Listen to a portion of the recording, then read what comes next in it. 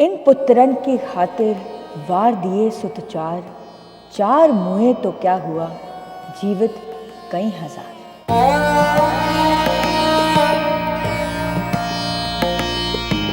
यह वाक्य किसने किस संदर्भ में कहे, अगर इस बात से आप अवगत है तो यकीनन मेरी ही तरह आपके भी रोंगटे खड़े हो गए होंगे।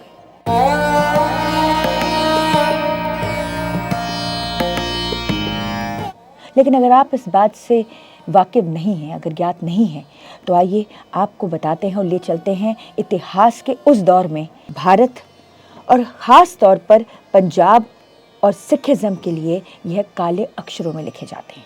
चार साहिबजादे शब्द का प्रयोग सिखों के 10वें गुरु श्री गुरु गोबिंद सिंह जी के चार सुपुत्रों साहिबजादे अजीत सिंह, जुझार सिंह, जोरावर सिंह और फतेह सिंह को सामूहिक रूप से संबोधित करने हेतु किया जाता है। खास तौर पर गुरु गोबिंद सिंह जी के छोटे साहिबजादों की शहादत को जब भी याद किया जाता है तो सिख संगत के मुख से सिर्फ यही लफ्ज निकलते हैं, निकिया जिंदा वड्डा साका। सुनाते हैं आपको ऐसी गाथा जिसे न केवल सुनाने वाले की रूह काम जाएगी बल्कि सुनने वालों का भी दिल बैठ जाएगा। सरसा नदी पर जब गुरु गोबिंद सिंह जी का परिवार जुदा हो रहा था तो एक और जहां बड़े साहिबजादे गुरु जी के साथ चले गए, वहीं दूसरी ओर छोटे साहिबजादे जोरावर सिंह और फतेह सिंह माता गुजरी के साथ रह गए थे। उनके साथ ना कोई सैनिक था और ना ही कोई उम्मीद थी जिसके सहारे वह परिवार से वापस मिल पाते। और तभी दुर्भाग्यपूर्ण अचानक उन्हें रास्ते में उनका एक पुराना सेवक जो गुरु महल में काम करता था, गंगू नाम का एक शख्स मिल गया। गंगू ने उन्हें आश्वासन दिलाया कि उनका परिवार उनके साथ जा सकता है, उनके घर रह सकता है और वहां पे वह सुरक्षित रहेंगे। माता गुजरी और साहिबजादे विश्वास कर गंगू के घर चले गए, लेकिन वह गंगू की असलियत से अवगत नहीं थे। गंगू ने लालच में आकर तुरंत वजीर खान को गोबिंद सिंह जी की माता और छोटे साहिबजादों के उसके घर होने की जो खबर थी वो दी। इस खबर से खुश होकर वजीर खान ने गंगू को सोने की मोहरें भेंट करी। खबर मिलते ही वजीर खान के सैनिक माता गुजरी और 7 वर्ष की आयु के साहिबजादे जोरावर सिंह और 5 वर्ष के फतेह सिंह को गिरफ्तार करने गंगू के घर पहुंच गए। वहां से उन्हें लाकर ठंडे बुर्ज में रखा गया और उस ठिठुरती ठंड से बचने के लिए कपड़े का एक टुकड़ा तक न दिया गया। रात भर ठंड में ठिठुरने के बाद सुबह होते ही दोनों साहिबजादों को वजीर खान के सामने पेश किया गया। कहा जाता है कि वहां पहुंचते ही बिना किसी हिचकिचाहट के दोनों साहिबजादों ने जोर से जयकारा लगाया, जो बोले सो निहाल, सत श्री अकाल। यह देख सब दंग रह गए। वजीर खान की मौजूदगी में ऐसा करने की कोई जुर्रत नहीं कर सकता था, लेकिन गुरुजी की नन्ही जिंदगियां ऐसा करते समय एक पल के लिए भी नहीं घबराए। सभा में मौजूद मुलाजिम ने साहिबजादों को वजीर खान के सामने सिर झुकाने या सलामी देने को कहा, लेकिन इस पर भी उन्होंने जो जवाब दिया वह सुनकर सबने चुप्पी साध ली। क्या जवाब दिया, आइए आपको बताते हैं।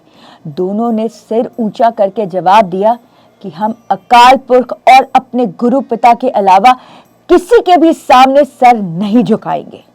ऐसा करके हम अपने दादा की कुर्बानी को बर्बाद नहीं होने देंगे। आगे उन्होंने कहा, यदि हमने किसी के सामने सर झुकाया तो हम अपने दादा को क्या जवाब देंगे, जिन्होंने धर्म के नाम पर सिर कलम करवाना सही समझा लेकिन झुकाना नहीं। वजीर खान ने दोनों साहिबजादों को काफी डराया, धमकाया और प्यार से भी इस्लाम कबूल करने के लिए कहा, लेकिन दोनों अपने निर्णय पर दृढ़ रहे, अटल रहे। लेकिन वह ठहरे साहिबजादे अपने निर्णय पर अटल रहे। निकिया जिंदा वड्डा साका। आखिर में दोनों साहिबजादों को जिंदा दीवारों में चुनवाने का ऐलान किया गया। कहते हैं दोनों साहिबजादों को जब दीवार में चुनवाना आरंभ किया गया था तब उन्होंने जपजी साहिब का पाठ करना शुरू कर दिया और दीवारें पूरी होने के बाद अंदर से जयकारा लगाने की आवाजें भी आती रही। आगे ऐसा कहा जाता है कि वजीर खान के कहने पर दीवार को कुछ समय के बाद तोड़ा गया, यह देखने के लिए कि साहिबजादे अभी जिंदा हैं या नहीं। तब दोनों साहिबजादों के कुछ श्वास अभी बाकी थे, लेकिन मुगल मुलाजिमों का कहर अभी भी जिंदा था। उन्होंने दोनों साहिबजादों को जबरदस्ती मौत के घाट उतार दिया। वहीं दूसरी ओर साहिबजादों की शहीदी की खबर सुनकर माता गुजरी ने अकाल पुरख की इस गर्वमयी शहादत के लिए शुक्रिया किया और अपने श्वास छोड़ दिए। अब बात करते हैं साहिबजादों की। पहले साहिबजादे अजीत सिंह, साहिबजादे जुझार सिंह, साहिबजादे जोरावर सिंह, साहिबजादे फतेह सिंह। और अब बात करते हैं साहिबजादे अजीत सिंह की। अजीत सिंह श्री गुरु गोबिंद सिंह के सबसे बड़े पुत्र थे। चमकौर के युद्ध में अजीत सिंह अतुलनीय वीरता का प्रदर्शन करते हुए वीर गति को प्राप्त हुए। गुरुजी द्वारा नियुक्त किए गए पंज प्यारे यानी कि 5 प्यारों ने अजीत सिंह को समझाने की कोशिश की कि वह ना जाए, क्योंकि वही सिख धर्म को आगे बढ़ाने वाले अगले शख्सियत हो सकते हैं। लेकिन पुत्र की वीरता को देखते हुए गुरुजी ने अजीत सिंह को निराश नहीं किया। उन्होंने स्वयं अपने हाथों से अजीत सिंह को युद्ध लड़ने के लिए तैयार किया। अपने हाथों से ही उन्हें शस्त्र दिए और 5 सिखों के साथ उन्हें किले से बाहर रवाना कर दिया। कहा जाता है कि रणभूमि में जाते ही अजीत सिंह ने मुगल फौज को थर थर कांपने पर मजबूर कर दिया। अजीत सिंह कुछ यूं युद्ध कर रहे थे मानो कोई बुराई पर कहर बरसा रहा हो।